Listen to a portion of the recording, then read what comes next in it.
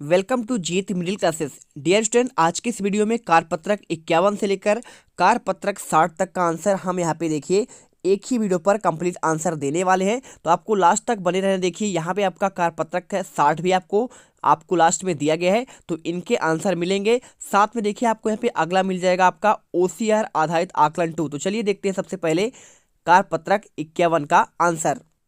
इसमें देखिए लिखा है समाचार पत्र की घटनाओं पर अपने विचार व्यक्त करिए। यहाँ पे लिखा है समाचार का मुख्य विषय क्या होता है। उत्तर लिखना है अब ऑनलाइन भेजे जाएंगे आपके प्रश्न पत्र। अब देखिए इसमें जो आपको यहाँ पे दिया गया है, ठीक है। अब देखिए सेकंड क्वेश्चन, ऑनलाइन प्रश्न पत्र किस परीक्षा हेतु भेजे जाएंगे। तो उत्तर लिखना है देखिए ANM प्रथम व द्वितीय वर्ष की मुख्य परीक्षा हेतु। तो देखिए आपको इस यहाँ पे जानकारी दिया गया है और इसी के आधार पर आपको उत्तर भी करना है। क्या प्रश्न पत्रों को गोपनीय रखा जाना जरूरी है, कारण सहित बताइए। तो आपको उत्तर लिखना है हाँ, जिसमें योग्य प्रशिक्षणार्थियों को चयन आपका होता है। अगला देखिए यहाँ पे लिखना है ऑनलाइन प्रश्न पत्र भेजने से क्या आपका अर्थ है। तो इसमें उत्तर करना है कंप्यूटर पर ऑनलाइन माध्यम से परीक्षा का आयोजन। और पांचवा देखिए विद्यालय से जुड़े समाचार के शीर्षकों का नीचे दिए गए स्थान पर लिखे इन समाचारों पर शिक्षक के साथ चर्चा करें। तो लिखिए 8वीं बोर्ड परीक्षा फॉर्म नवंबर में भर जाएंगे। और अगला लिखना है नई शिक्षा नीति के तहत यह होंगे बदलाव। 6 नंबर देखिए स्कूल की भित्ति पत्रिकाओं के लिए गांव मोहल्ले से जुड़ा एक समाचार पत्र बनाइए, इनमें भित्ति पत्रिका पर लिखिए। तो उत्तर लिख दीजिए। देखिए आपको यहाँ पे लिखना है ग्रामीण ओलंपिक खेलकूद प्रतियोगिता दिनांक 15/9/2023 से 20/9/2023 तक स्थान। देखिए यहाँ पे आपका लिखा है राज्य उच्चतर प्राथमिक विद्यालय बापू नगर जोधपुर। आपको इस प्रकार से उत्तर लिख देना है। इसके बाद देखिए आपका आता है कारपत्रक आपका 52। इसमें दिया है गद्यांश पद्यांश को पढ़कर समझ के साथ उत्तर दे पाना। अब इसमें क्या लिखा है, निम्नलिखित गद्यांश को पढ़कर दिए गए प्रश्नों के उत्तर दीजिए। तो शरीर के बहुत से अंग ऐसे भी होते हैं जो तभी काम करते हैं जब हम उनमें काम लेते हैं, ठीक है। तो आप इसे पढ़ लीजिएगा। डायरेक्टली हम इनके आंसर देखते हैं। सबसे पहले लिखा है अंगों की गति किसके द्वारा आपका होती है। अब देखिए 4 ऑप्शन दिए गए हैं, तो उत्तर कर देना है मांसपेशियों द्वारा। अगला देखिए यहाँ पे दिया गया है हम अपनी इच्छा अनुसार किसे सिकोड़ या फैला सकते हैं। तो उत्तर आपको लिख देना है देखिए आपका मांसपेशियों को। दिए गए प्रश्नों के उत्तर आपको 2 पंक्ति में देना है। व्यायाम करना क्यों आवश्यक है। तो व्यायाम करने से हमारी मांसपेशियों और देखिए क्या होती है, गतिशील होती है, इसलिए व्यायाम करना चाहिए।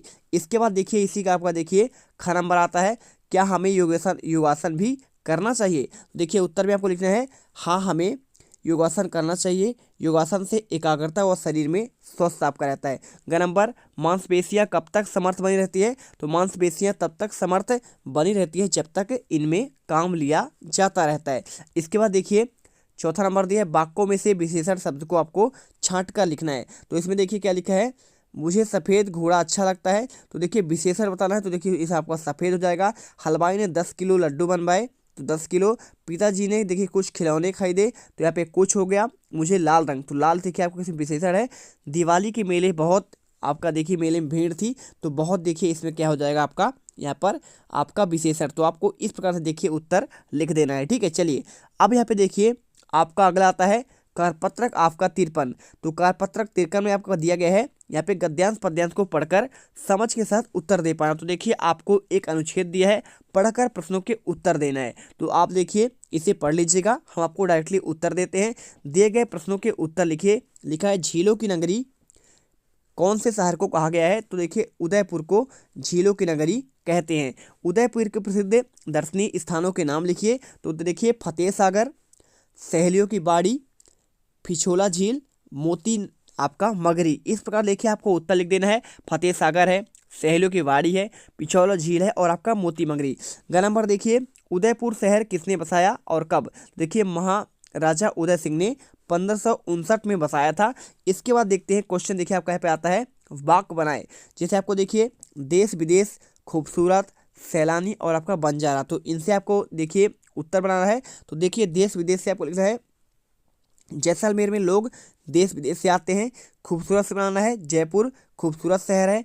सैलानी से आपको लिखना है जयपुर का हवा महल सैलानियों के लिए आकर्षण का केंद्र है। बंजार से लिखना है बंजार जाति राजस्थान की एक घुमक्कड़ जाति है। इसके बाद देखिए यहाँ पे आपका देखिए ये हो गया ना, आपका तीसरा लिखा है पिछोला झील किसने बनवाई थी? तो उत्तर लिखना है महाराणा लाखा ने एक बंजारे द्वारा पिछोला बनवाई थी। ठीक है, इसके बाद देखिए चौथा क्या लिखा है, यदि आपको उदयपुर जाने का अवसर मिले तो आप वहाँ क्या क्या देखना चाहेंगे? देखिए तो आपका देखिए फतेह सागर झील, पिछोला झील, मोती मंगरी और आपका देखिए सहेलियों की बाड़ी आदि। पांचवा लिखा है झीलों और नदियों को प्रदूषण से बचाने के लिए क्या क्या करना चाहिए? तो झीलों और नदियों को प्रदूषण से बचाने के लिए उसे देखिए कचरा नहीं फेंकना चाहिए और नालियों का गंदा पानी भी आपका अपशिष्ट इनमें नहीं छोड़ना चाहिए। स्नान, कपड़े धोना आदि कार्य नहीं करने चाहिए। इस प्रकार देखिए कार्यपत्रक यहाँ पे कंप्लीट होता है। चलते हैं अगला कार्यपत्रक 54। इसमें देखिए आपका अनौपचारिक एक पत्र लिखना है। बहुत सिंपल आपका आंसर इसमें होगा। देखिए आप सहपुरा जयपुर में रह रहे हैं तो मित्र अमर को एक पत्र लिखिए जिसमें उसके द्वारा खेलों के किए गए अच्छे प्रदर्शन का वर्णन किया गया हो। देखिए प्रिय मित्र अमर, आपको देखिए नमस्ते करना है। शाहपुरा देखिए आपका जयपुर है, 10/10/2023 आपका यहाँ पे आपको लिख देना है। इसके बाद मैं यहाँ सकुशल हूँ, आप भी कुशल पूर्वक होंगे। मैंने समाचार पत्रों में आपके खेल प्रदर्शन के बारे में पढ़ा। और इसके बाद देखिए यहाँ तक हो गया ना, पढ़ा तक हो गया। इसके बाद देखिए आपने बास्केटबॉल की टीम के कप्तान के रूप में अच्छा प्रदर्शन किया और आप अपनी टीम के लिए अच्छे प्रदर्शन के कारण आपकी टीम पहला स्थान प्राप्त किया। इसके लिए मैं आपको बहुत बहुत बधाई देता हूँ। खेल हमारे स्वास्थ्य के लिए खेलना अच्छा होता है। आपके परिवार और गांव और जिले का नाम रोशन किया है। अगर मैं भी आपकी टीम के साथ होता तो गर्व का महसूस होता। आप जीवन में हमेशा आगे बढ़ो और चाचा जी को मेरी ओर से प्रणाम। पुनः आपको बहुत बहुत देखिए आपको वहाँ पे लिख देना है बहुत बहुत बधाई एवं मंगलमय कामनाएं। आपको धन्यवाद लिखना है। तुम्हारा मित्र स्वरूप, आपको उत्तर कर देना है। इस प्रकार से यहाँ पे आपका ये भी कंप्लीट होता है। चलते हैं आपका कारपत्रक 55 पर। तो ये देखिए इसमें आपको लिखते हैं गद्यांश पद्यांश को पढ़कर समझ के साथ आपको उत्तर देना है। यहाँ पे देखिए एक पद्यांश दिया गया है, आप इसे पढ़ लीजिएगा। हम आपको डायरेक्टली इसमें आंसर दिखाते हैं। मन का मेल मिलाप होता है देखिए आपको परस्पर मेल जोल रखने से। सेकंड देखिए बारण शब्द का अर्थ क्या है, वाक्य में उत्तर दीजिए। तो बाण शब्द का अर्थ होता है निवारण और प्रतिरोध होता है। तीसरा देखिए क्या लिखा है इसमें, तीसरा लिखा है एकता शब्द का बहुवचन लिखिए। तो एकता का आपको देखिए यहाँ पे बहुवचन आपका एकता ही होता है। भारत देश में उत्तर से दक्षिण आपसी मेल मिलाप एकता दिखाई देता है, इसके क्या कारण है? तो देखिए भारत में विभिन्न संस्कृतियों, परंपराओं, धर्मों, जातियों और भाषाओं, नस्लों और जातीय समूहों को आश्रय देता है। देखिए पांचवा आपको देखिए तुकबंदी शब्दों की सहायता से आपको पूरा करना है। देखिए आपको यहाँ पे आपको बुझाते भर देना है। ठीक है, पूरा पढ़ने के बाद।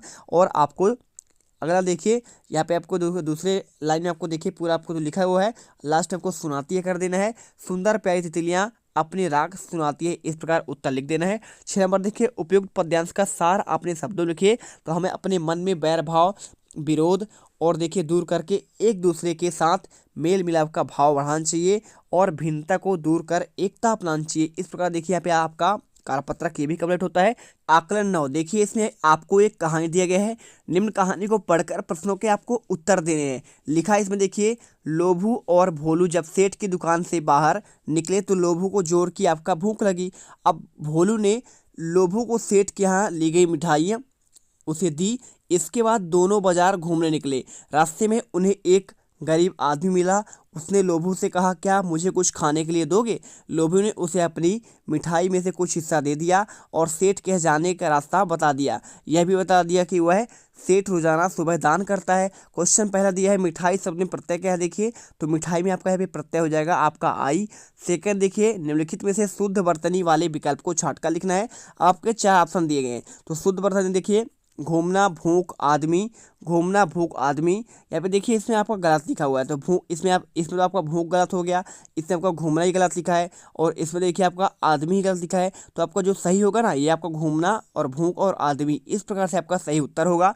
तीसरा देखिए इसमें आपको असंगत शब्द समूह छाट का लिखना है। ठीक है, क्या लिखा है उपकार, अपकार, गरीबी, अमीरी, लोभ, दान। तो आपको उत्तर लिखना है सवेरे, सुबह और सवेरे। इसके बाद देखिए चौथा दयालु सेठ में आपको देखिए यहाँ पे रेखांकित पद कौन सा है। तो देखिए आपको देखिए ये क्या है आपका, देखिए दयालु क्या है आपका यहाँ पे सर्वनाम संबंधित है, कारक से, लिंग से, फिर विशेषण से। तो आपको देखिए उत्तर विशेषण से करना है। पांचवा रोजाना शब्द के लिए उचित पर्यायवाची शब्दों का समूह चुनना है। तो देखिए आपको आजकल, प्रतिदिन, दिन रात या फिर आपका देखिए इसमें प्रतिदिन, हर दिन, दिन रात, हर दिन, सुबह शाम। तो उत्तर देखिए आपको यहाँ पे क्या करना है, सदैव, प्रतिदिन और हर दिन।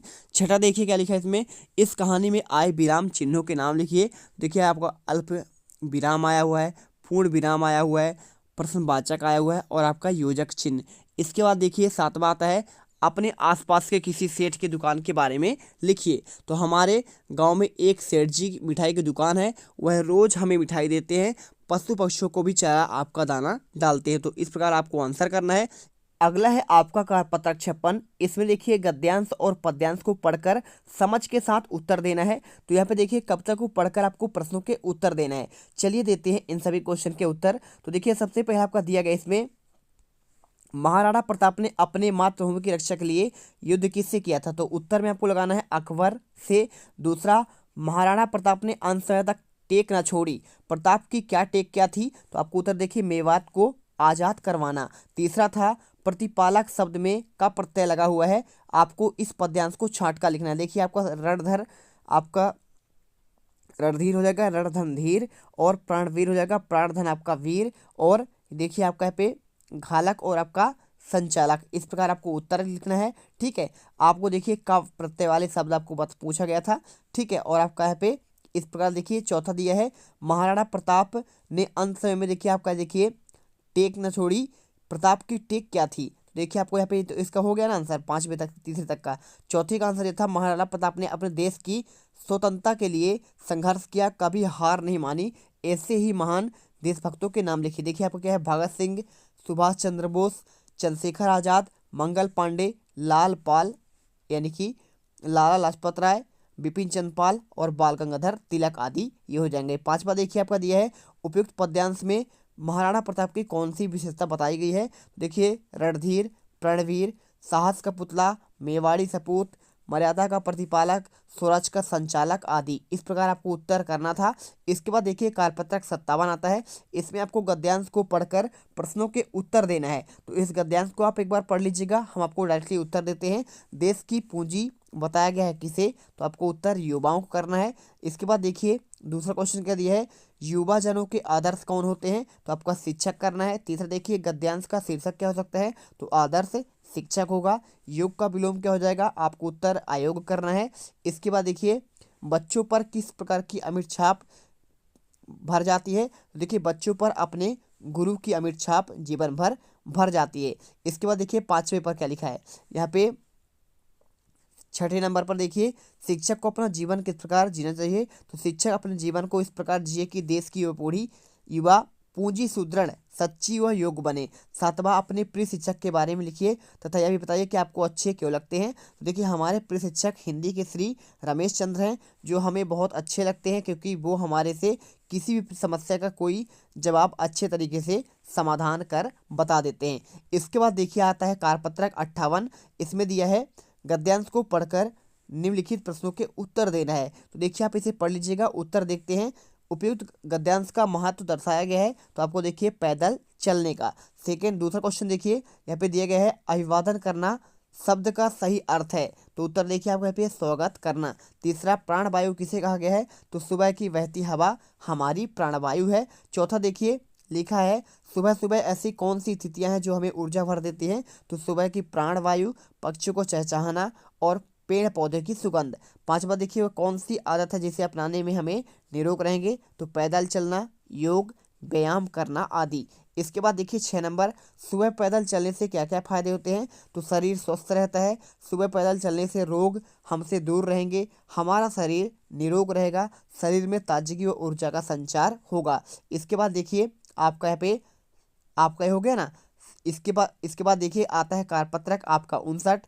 इसमें भी आपको देखिए गद्यांश को पढ़कर दिए गए प्रश्नों के उत्तर देना है। तो भारतीय डाक व्यवस्था के बारे में आपको दिया गया है, चलिए देखते हैं। सबसे पहले डैश डैश, अब तो वे विश्व शांति के लिए उड़ाने का कार्य करते हैं, तो आपको देखिए यहाँ पे कबूतर। भारतीय डाक व्यवस्था संबंधित वाक्य सही नहीं है, तो हमारी डाक प्रणाली मृत है।